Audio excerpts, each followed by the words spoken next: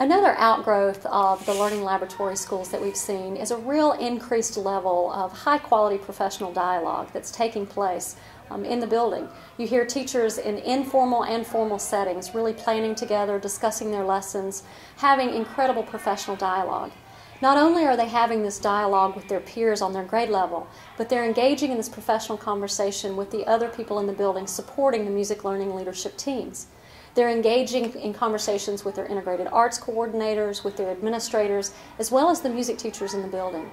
The music specialists at both sites have become an integral part to the planning process and have really become seen as true instructional leaders in the building. When considering collaboration, it's been particularly powerful this year to witness the relationship between not only the classroom teachers, but the classroom teacher and the music specialist. There's been a real synergy there between those two groups of people. They've developed a real understanding of and empathy for what they teach and how they teach. Our second grade team was specifically targeted for this project because they naturally collaborated in a very effective way.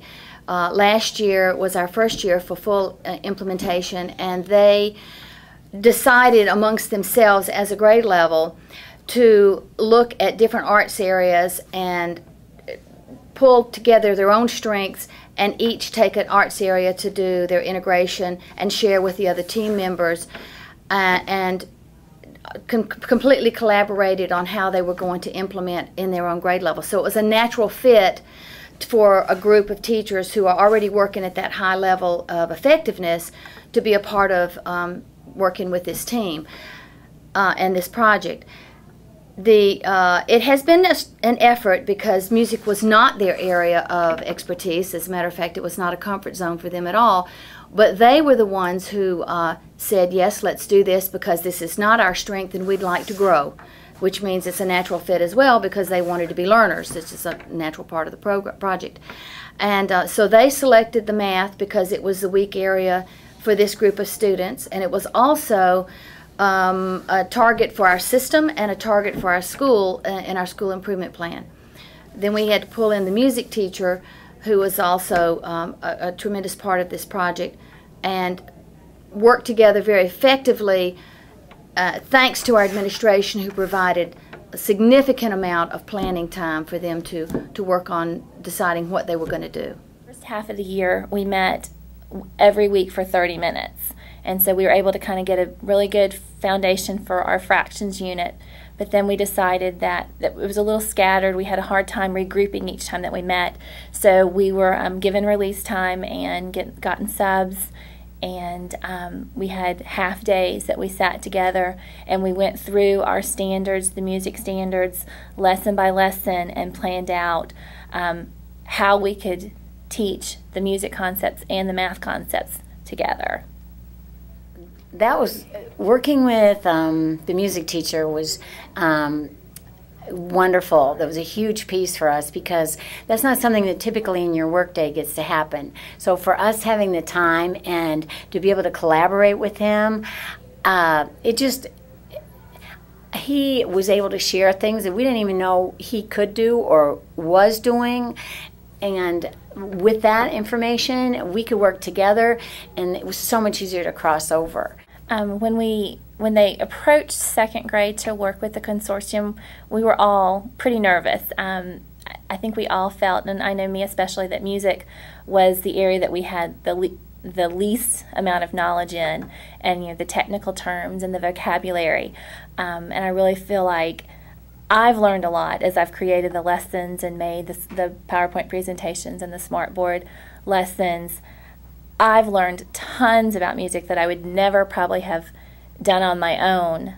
So I feel very confident now teaching music lessons. 1, 2, 3, ready, go.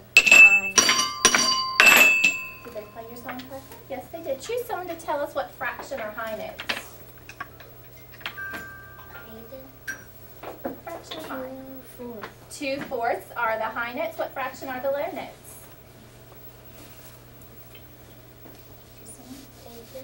Yes, Deja? The low notes. 2/4. 2/4. All right, very good. Thank you. I would say that integrating the math and the music definitely helped the students.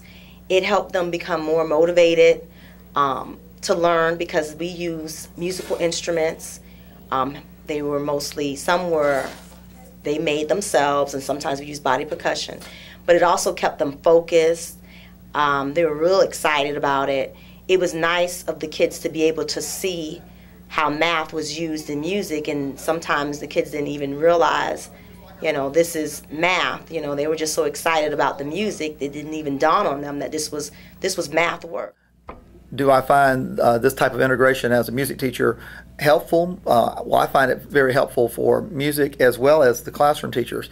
I've actually even thought for years and years and years about how just in daily activities, I'll be doing an activity in years past, and the kids will say, oh, we've been talking about something like that in social studies or math or science. And I say, well, it all kind of goes together. So if you kind of really look at the really good teachers I find in the classrooms, they've just naturally been doing it overlapping. But the difference here with the arts integration is we're trying to do it more with a purpose, with a focus and an intent, with the intentionality of what we're doing. So it's not just sporadic. And so the coordination between the classroom teachers and myself has been really helpful this year, because in years past there just hasn't been time that you could sit down with the second grade teachers and say, what are you doing? And they could say, what are you doing, and how can we fit this together? So being able to speak with the teachers and work and incorporate stuff in has been really great, I think. Okay, as we went through this lesson, we had talked about tempo and dynamics, and we learned some vocabulary for tempo and dynamics, and we had a little piece of music here, a little composition. We had some musical notations for andante and piano, and so as the children played this, now we had some home-ended instruments that they used.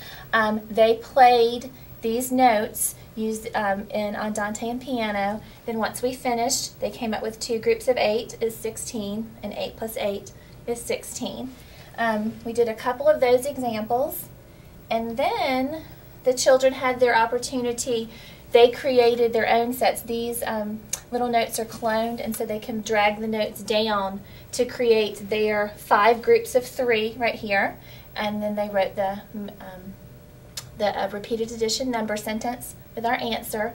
And then once we had this created, we looked at the musical notations on andante and piano, and then we played it using our classroom instruments. And we had several examples of those. We even, in this one, we started out, we did moderato and forte, and then we changed it. Well, what would it sound like if it was moderato and piano? Okay? And then they had the opportunity to create their own set on a piece of paper, and then they came up and played it for the other children, and the other children had to guess what tempo, what dynamics they were using, and the repeated addition number sentence. I definitely think that music plus music integration is significant for the students as a single component of all arts, because we do cover all arts, but music, because of the natural connections that it has with all content areas, and specifically with math, in addition to just the enjoyment that it brings and the engagement that it provides for the students while they're in the classroom. Overall, I pretty much do in music class what probably everybody else does in music class as far as general music learning, but I've also tried to incorporate this year what the second grade's doing in math.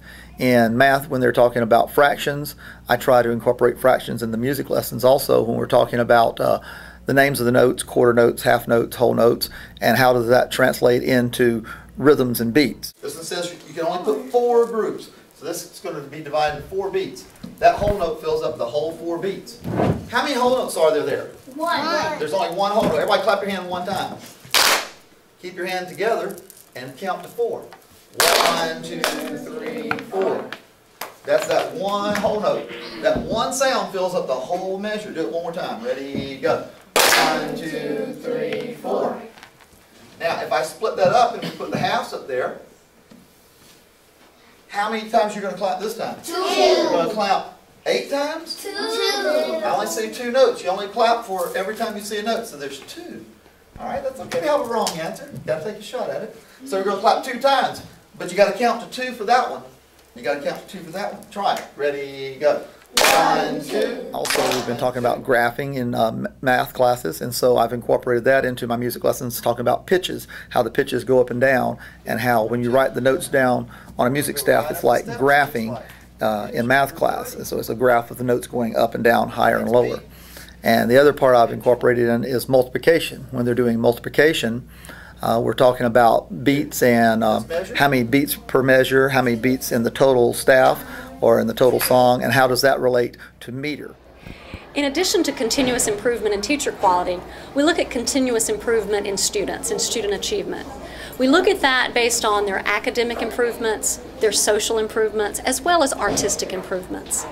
Another concept of continuous improvement beyond teachers and students is continuous improvement in the school culture, looking at the school in its entirety and looking at the music and education in context of a multiple arts integrated academy and setting.